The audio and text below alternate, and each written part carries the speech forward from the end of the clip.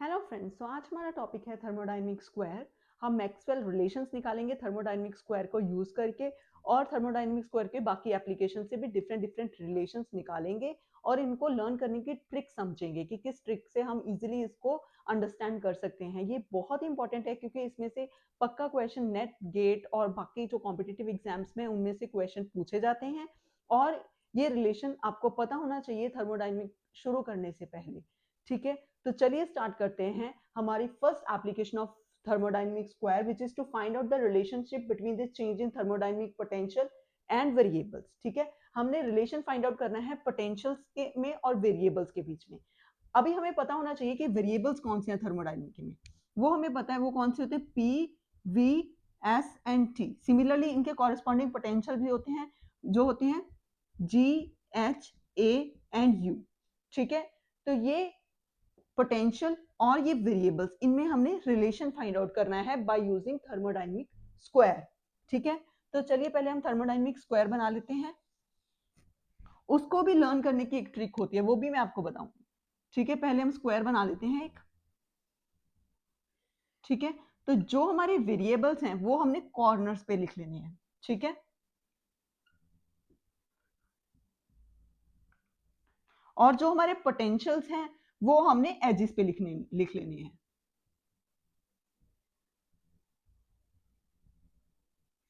अब इसको भी, और जो इसके बाद में जो एरोस हैं वो ऐसे लगा देने हैं, पी से वी की तरफ और एस से टी की तरफ। ठीक है, इसको लर्न करने का भी एक तरीका है। जैसे ये है, ये जो हमारे वेरिएबल्स हैं ये हमने ऐसे लर्न करने हैं, सत्य प्रकाश वेरी टायर्ड। और जो हमारे पोटेंशियल्स हैं उनको लर्न करेंगे, हे God a you. Satya Prakash very tired, hey God a you. क्योंकि ये अगर आपको थर्मोडायनेमिक स्क्वायर बनाना आता है, इनकी सही प्लेसमेंट पता है, तभी आप आगे रिलेशंस निकाल पाओगे। ठीक है, तो अभी हमने निकालना है the relation between the change in thermodynamic potential. ठीक है, अभी चेंज इन पोटेंशियल हम लिख लेते हैं। कैसे, पहले हमने ये H एंथैल्पी का चेंज इन एंथैल्पी निकालना है, तो इसको हम कैसे लिखेंगे। पहला हमने जिसका चेंज निकालना है उधर इसको लिख लिया, DH।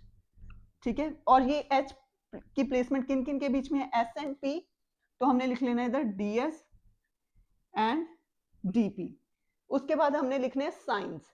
अगर साइन, ये जो एरोस हैं ये दूर जा रहे हैं, if they are moving far away, तो जो साइन होगा वो पॉजिटिव होगा। अगर ये टुवर्ड्स आ रहे हैं, पास में आ रहे हैं, तो जो साइन होगा वो नेगेटिव होगा। ये मैं आपको समझाऊंगी कैसे। ठीक है, अभी एस से दूर जा रहा है एरो तो पॉजिटिव, और कहां पे पहुंच रहा है, टी पे। सिमिलरली पी से भी दूर जा रहा है क्योंकि इधर डीपी है, तो पी चेक करना है, पी से दूर जा रहा है तो पॉजिटिव, और कहां पे जा रहा है, वी पे। क्लियर, अभी डीएच का हो गया। सिमिलरली डीजी, फ्री एनर्जी का भी हम रिलेशन निकालेंगे। कैसे, डीजी किस किन के बीच में प्लेसमेंट है, पी एंड टी, तो इधर हमने लिख लेना है डीपी एंड dt। ठीक है, अभी साइंस, अभी हमें पता है P से दूर जा रहा है, पहले P का साइन चेक करते हैं, तो P से दूर जा रहा है तो पॉजिटिव, और पहुंच कहां पे रहा है, V पे। ठीक है, सिमिलरली ये T, अभी dt है तो T का साइन चेक करना है, तो T की तरफ पहुंच रहा है एरो तो नेगेटिव, और आ कहां से रहा है, S से। ये हो गया। सिमिलरली DA का चेंज निकाल लेते हैं। कैसे, किस किस में पड़ा है वो, B एंड T के, तो इधर हमने लिख लिया DV एंड dt। अभी साइन चेक करें, अभी इसकी तरफ आ रहा है तो नेगेटिव, कहां से आ रहा है, P से। सिमिलरली dt की t की तरफ आ रहा है, कहां से आ रहा है, S से। अगर S से और तरफ आ रहा है तो नेगेटिव। क्लियर, अभी सिमिलरली du, इंटरनल एनर्जी का क्या होगा, किन किन के बीच में प्लेस्ड है, ds एंड dv। क्लियर, अभी अगर ds एंड dv में प्लेस्ड है, अभी हमने एरोस चेक करने, S से दूर जा रहा है तो पॉजिटिव, और कहां पे जा रहा है, t पे। सिमिलरली V की तरफ आ रहा है तो नेगेटिव, कहां से आ रहा है, P से। क्लियर, तो ये हमारे 4 रिलेशंस हो गए। पहले सिर्फ हमने लिखना है ये सारे चेंज इन पोटेंशियल्स हैं। ठीक है, इन terms of the change in variables हमने निकालने हैं। पहले जो पोटेंशियल्स हैं वो हमने लिख लिए, फिर उसके बाद हमने देखना है H किस किस के बीच में पड़ा है। ठीक है, जैसे DS एंड DP के बीच में। ठीक है, फिर उसके बाद हमने साइन चेक करना है, अगर जो एरो है वो दूर जा रहा है तो पॉजिटिव, अगर वो पास आ रहा है तो नेगेटिव। इधर ds का एरो दूर जा रहा है तो हमने पॉजिटिव लिख दिया, और किसकी तरफ जा रहा है तो t की तरफ। इस तरीके से हमने सारे ये चारों के चारों ये जो हमारे थर्मोडायनेमिक रिलेशंस हैं ये हमने निकाली है। ये बहुत यूजफुल रिलेशंस हैं, ये आगे आपको बहुत काम में आएंगे। ठीक है, अभी जो हमारा नेक्स्ट एप्लीकेशन है वो है to find out the relationship between the partial derivatives of thermodynamic variable. मतलब ये जो हमारे कॉर्नर्स पड़े हैं, जो वेरिएबल्स हैं, इनके पार्शियल डेरिवेटिव्स के बीच में हमने रिलेशन फाइंड आउट करना है। ठीक है, तो हम इसको सिर्फ वेरिएबल्स की बात होनी है, क्योंकि ये जो पोटेंशियल्स है अभी इनकी कोई जरूरत नहीं है, क्योंकि हमने वेरिएबल्स के पार्शियल डेरिवेटिव्स के बीच में रिलेशनशिप फाइंड आउट करना है। ठीक है, तो वो हम कैसे निकालना है, मतलब ये एस पी वी टी के पार्शियल डेरिवेटिव्स के बीच में रिलेशन निकालना है। तो हम अज्यूम कर लेते हैं ये एस पी की तरफ गया और वी टी की तरफ गया। ठीक है, हम चार रिलेशंस निकालेंगे, वो कैसे निकालेंगे वो मैं आपको बता दूं। जैसे एस पी की तरफ, सो हमने लिख लिया इधर S upon P is equals to V upon T।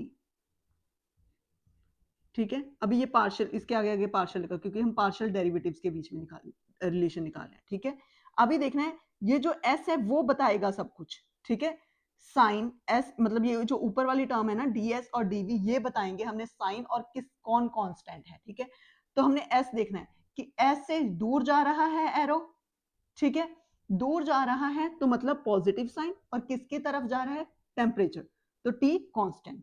Similarly इधर कौन देखेगा, V, क्योंकि ऊपर वाला डिसाइडिंग फैक्टर होगा। ठीक है, तो V को अगर हम देखें तो V की तरफ आ रहा है, मतलब नेगेटिव। ठीक है, साइन, और कहां से आ रहा है, प्रेशर से, तो P कांस्टेंट हो जाएगा। सिमिलरली जो हमारा सेकेंड रिलेशन है वो हम जूम कर लेते हैं, ये एरोस को उल्टा कर देते हैं। ठीक है, ये इसकी तरफ और ये इसकी तरफ, मतलब P से S आ रहा है और T से V जा रहा है। ठीक है, तो P से S, P अपॉन S, और T से V मतलब T अपॉन V। ठीक है, इनके बीच में पार्शियल डेरिवेटिव्स के बीच में रिलेशन निकालें। तो हमें पता है कि साइन और कांस्टेंट कौन बताएगा, ऊपर वाला। ठीक है, यहाँ पे क्या है ऊपर, प्रेशर, तो प्रेशर बताएगा कि कौन सा साइन आएगा और कौन कांस्टेंट होगा। अभी हमें पता है P से दूर जा रहा है। ठीक है, तो P से दूर जा रहा है मतलब पॉजिटिव, और कहां पे पहुंचा है, V पे, तो V कांस्टेंट। ठीक है, सिमिलरली अगर हम T की बात करें, इधर T बताएगा तो T की तरफ आ रहा है मतलब नेगेटिव, और कहां से आ रहा है, S से, तो S इधर कांस्टेंट। ठीक है, तो ये दो रिलेशंस हो गए SP और VT का। सिमिलरली हम ऐसे करते हैं, यहां से भी निकालेंगे। ठीक है, दो रिलेशंस। ठीक है, अभी जो हमारा थर्ड रिलेशन होएगा वो कैसे होएगा, V से S जा रहा है तो V upon S is equals to, वो T से P जा रहा है तो T अपॉन P।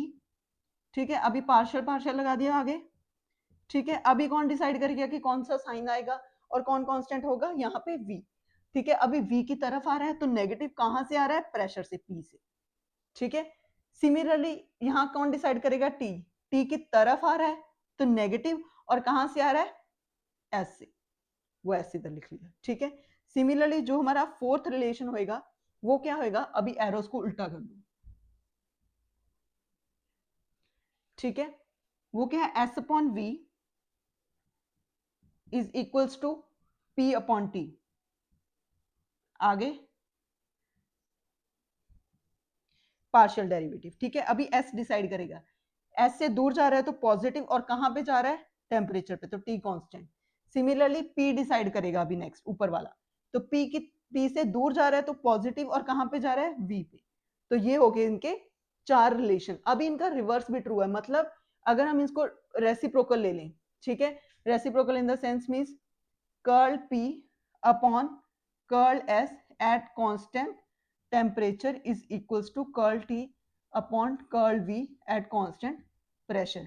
ठीक है, तो ऐसे भी हम रिलेशन निकाल सकते हैं। ये दोनों रिलेशन सेम नहीं है। ठीक है, ध्यान में रखना, इधर वॉल्यूम कांस्टेंट है और इधर टेम्परेचर कांस्टेंट है। तो कई बार कॉम्पिटिटिव एग्जाम में इसको पूछ लेते हैं कि ये किसके इक्वल है। ठीक है, तो उसके लिए पहले आप ये रिलेशन निकालोगे, फिर इसका रेसिप्रोकल कर दोगे। ठीक है, क्योंकि हमने कांस्टेंट को भी ध्यान में रखना है कि कौन सा कांस्टेंट पूछा गया है। ठीक है, सिमिलरली ये जो, इसको भी आप रेसिप्रोकल कर सकते हो, curl S upon curl P at constant volume is equals to curl V upon curl T at constant entropy। ठीक है, तो सिमिलरली इनका भी रेसिप्रोकल आप कर सकते हो। तो इस कारण आपके, अगर आप दो यहां से निकालोगे तो आपके 8 रिलेशंस आ जाएंगे यहां से भी। सो जो इसकी सेकंड एप्लीकेशन थी, that was to find out the relationship between the partial derivative of thermodynamic variable. इनके जो थर्मोडायनेमिक वेरिएबल है, इनके पार्शियल डेरिवेटिव के बीच में क्या रिलेशन है, वो भी हम थर्मोडायनेमिक स्क्वायर से निकाल सकते हैं। सिर्फ हमने एरोस का ध्यान रखना है, एस से वी, पी से टी, ठीक है, ये जो लास्ट रिलेशन निकाला। फिर उसके बाद ऊपर वाले को देखना है, ऊपर वाला will be the deciding factor कि कौन सा कांस्टेंट आएगा और कौन सा साइन आएगा, ठीक है। तो जैसे पीछे हमने डिसाइड किया, अगर जो हमारा एरो है वो दूर जा रहा है तो पॉजिटिव, अगर वो पास आ रहा है तो वो नेगेटिव। तो ये होगी हमारी सेकंड एप्लीकेशन।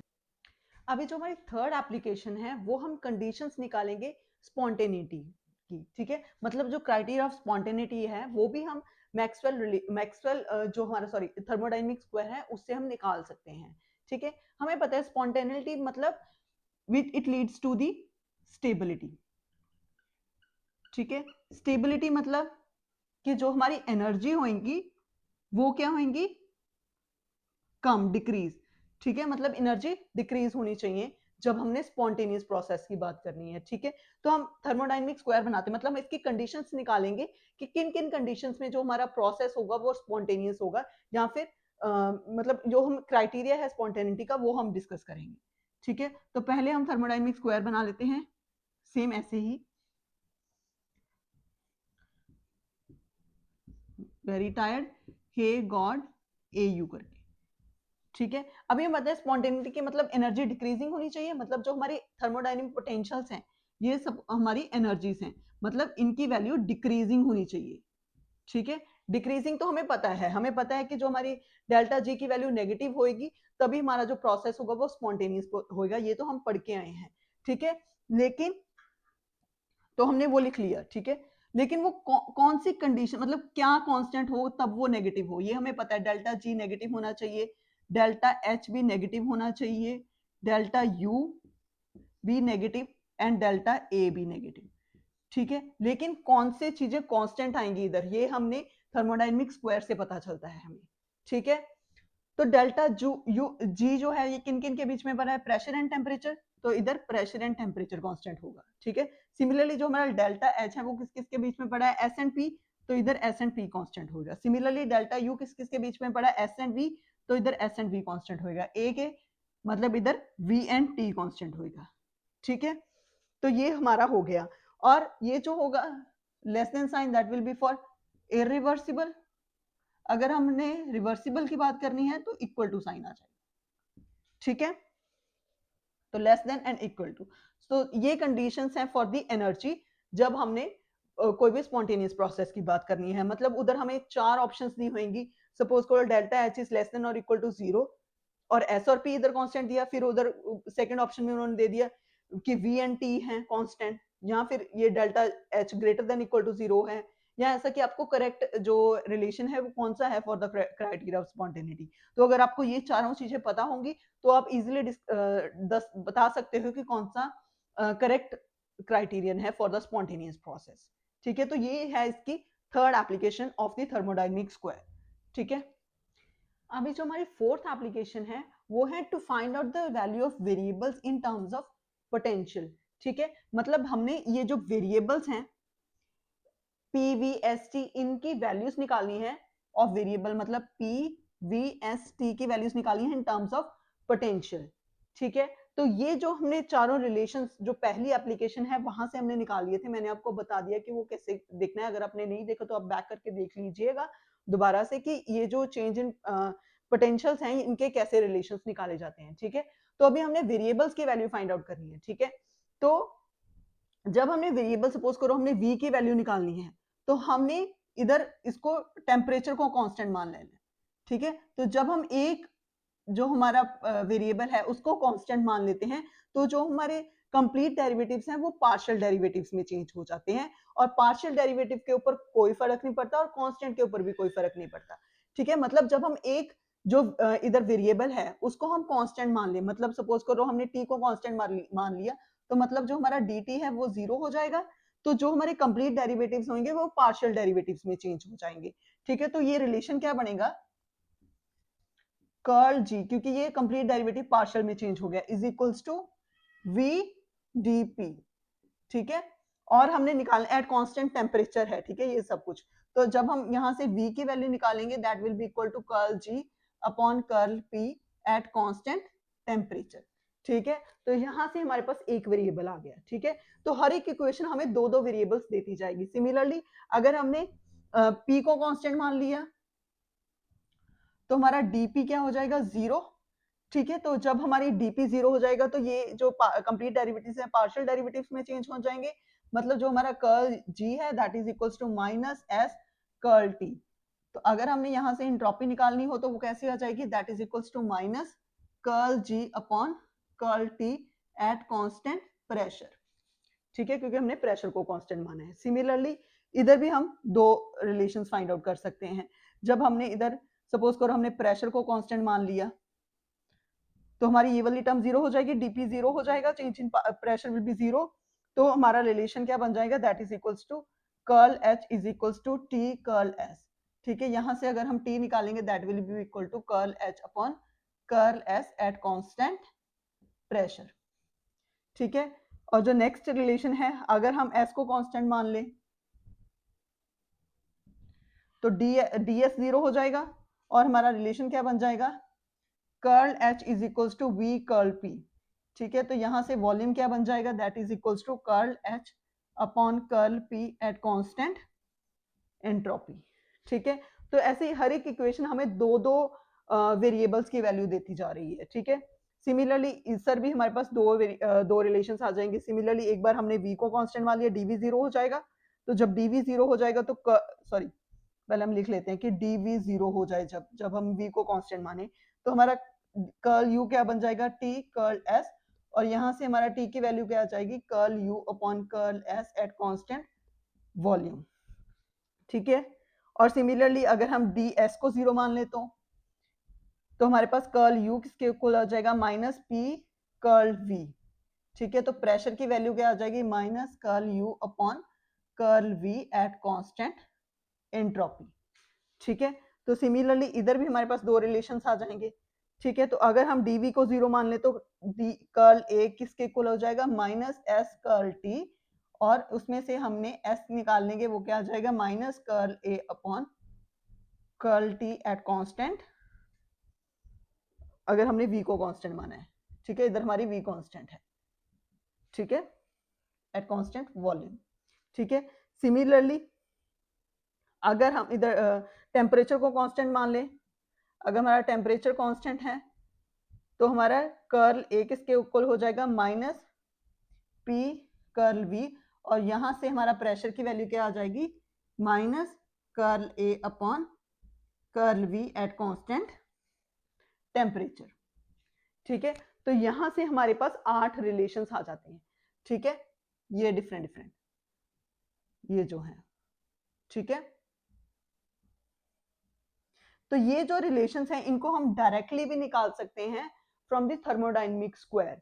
ठीक है, तो पहले तो सिंपल, अगर आपको सपोज करो कोई भी उसने क्वेश्चन पूछ लिया कि टेम्परेचर की वैल्यू बताओ कि कौन सा रिलेशन इनमें से सही है, या फिर टेम्परेचर वाला उन्हें 4-5 रिलेशन दे दिए और पूछ लिया कि कौन सा सही है, तो यहाँ तो पहले आप ये सारे लिखोगे इक्वेशंस, फिर उसके बाद एक एक को कांस्टेंट करके चेक करोगे और फिर रिलेशन निकालोगे, या फिर आप थर्मोडायनेमिक स्क्वायर से डायरेक्टली भी निकाल सकते हो ये वाले रिलेशन। तो ये मैं अभी आपको बताती हूँ उनको कैसे निकालना है by using the thermodynamic square. अभी हम थर्मोडायनेमिक स्क्वायर को यूज करके भी डायरेक्टली वेरिएबल्स की वैल्यू निकाल सकते हैं। ठीक है, तो अभी हम वो देखते हैं हम कैसे निकालना है। सपोज करो पहला जो हमने वेरिएबल निकालना है वो है v। ठीक है, तो हम इधर v लिख लेते हैं, v को निकालना है। अभी इसके दो रिलेशंस बन जाएंगे। ठीक है, तो v को निकालना है। v को कैसे निकालेंगे, हमने देखना है कि v के ऑपोजिट, मतलब v की तरफ जो एरो आ रहा है वो कहां से आ रहा है, p से आ रहा है, तो मतलब इधर नीचे आ जाएगा हमारा कर्ल p।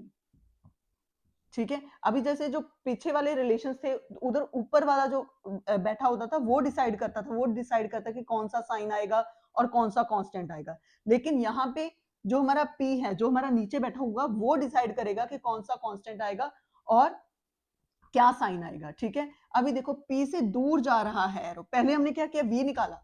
ठीक है, v लिख लिया, फिर v कहां से आ रहा है, p से आ रहा है। अभी p से बात होगी, p ही डिसाइड करेगा सब कुछ। ठीक है, p से दूर जा रहा है एरो तो मतलब पॉजिटिव आएंगे दोनों। ठीक है, इतना हो गया। ठीक है, अभी p के साथ साथ कौन बैठा है, h एंड g। ठीक है, तो इधर हमने लिख लिया कर्ल h, और ये जो इसके साथ वाला होगा वो होगा कांस्टेंट। ठीक है, तो इधर आएगा कर्ल जी, तो इसके साथ वाला क्या है टेम्परेचर, तो वो होगा कांस्टेंट। ठीक है, तो ये एक हमने रिलेशन निकाल लिया V का। ठीक है, जब आप बाकी देखोगे ना तभी आपको और भी ज्यादा क्लियर हो जाएगा। ठीक है, तो V डन हो गया। अभी हम नेक्स्ट रिलेशन निकालते हैं S का। ठीक है, S, अभी S के ऑपोजिट क्या है T, तो मतलब नीचे क्या आएगा कर्ल T। ठीक है, तो अभी जैसे मैंने बताया कि T ही डिसाइड करेगा अब क्या क्या होएगा। ठीक है, अभी T की तरफ आ रहा है एरो, तो साइन कैसे देखना है कि अगर उसकी तरफ आ रहा है एरो तो क्या होएगा साइन नेगेटिव, तो दोनों पे हमने नेगेटिव साइन लगा लिया। ठीक है, तो अभी T के पास क्या बैठा है G इधर, तो एक जगह पे आ जाएगा कर्ल G और कांस्टेंट आएगा P। ठीक है, और इधर साथ में क्या बैठा है T के A, तो इधर आ जाएगा कर्ल A और कांस्टेंट क्या आएगा V। तो ये सेकंड रिलेशन हो गया। V भी निकाल लिया, S भी निकाल लिया, अब हम नेक्स्ट निकालते हैं T। ठीक है, तो वैसे ही T, इधर T के ऑपोजिट क्या है S, तो हमने इधर लिख लिया कर्ल S। सिमिलरली इस साइड भी कर्ल S। ठीक है, अभी S डिसाइड करेगा एरो, मतलब साइन, सॉरी। अभी S से दूर जा रहा है तो दोनों साइड क्या आएंगे पॉजिटिव। ठीक है, अभी S के साथ साथ कौन बैठे H एंड U, तो इधर लिख लिया पहले कर्ल U। अगर U लिखेंगे तो कांस्टेंट इसके साथ वाला क्या आएगा V। अगर हम H लिखेंगे कर्ल H, तो उधर कांस्टेंट क्या है उसके साथ P, तो इधर हमारे पास कांस्टेंट आ जाएगा P। ठीक है, तो अभी जो हमारा नेक्स्ट है वेरिएबल एक कौन सा रह गया अभी, प्रेशर। सिमिलरली प्रेशर को चेक करने के लिए प्रेशर के ऑपोजिट क्या है बेटा V, तो इधर हमारे पास आ जाएंगे कर्ल V दोनों साइड। ठीक है, अभी सब कुछ V डिसाइड करेगा, साइन भी वही डिसाइड करेगा और जो कांस्टेंट है वो भी वही डिसाइड करेगा। ठीक है, तो V की तरफ आ रहा है एरो, तो नेगेटिव साइन दोनों तरफ। ठीक है, तरफ आ रहा है तो नेगेटिव। ठीक है, क्लियर हो गया। अभी B के साथ बेटा कौन कौन है U एंड A, तो इधर अगर हम कर्ल U लगा देंगे तो कांस्टेंट क्या हो गया एंट्रोपी। तो अगर हम A लगाएंगे, मतलब इसके साथ वाला चेक करना है, V के साथ क्या बैठा है U और कांस्टेंट S। सिमिलरली V के साथ क्यों बैठा है A, तो इधर कर्ल A आ जाएगा और कांस्टेंट क्या है T। ठीक है, तो अगर आप पीछे वाले रिलेशंस में से भी इनकी वैल्यूज निकालोगे तो यही वाले रिलेशंस बनेंगे। ठीक है, तो ये थर्मोडायनेमिक स्क्वायर से भी हम डायरेक्टली फाइंड आउट कर सकते हैं। तो ये थे इसकी 4 एप्लीकेशंस। ठीक है, तो ये हमने डिस्कस करी by using the thermodynamic square. तो ये जो हमारे ऑब्जेक्टिव टाइप क्वेश्चंस होते हैं नेट गेट में, ये बहुत पूछे जाते हैं क्वेश्चंस, तो इनको बड़े ध्यान से समझ के आप कीजिएगा। और ये थर्मोडायनेमिक जो हमारा स्क्वायर है, ये बहुत, इसको मैजिक स्क्वायर भी बोलते हैं, ये इसकी एप्लीकेशंस बहुत ज्यादा हैं, क्योंकि हमें ये बहुत रिलेशंस को समझने से के लिए हेल्प करता है। ठीक है, तो ये थे हमारी आज की वीडियो। तो अगर आपको अच्छी लगे हो तो लाइक करें, कमेंट करें, शेयर करें और सब्सक्राइब करें। Thank you so much.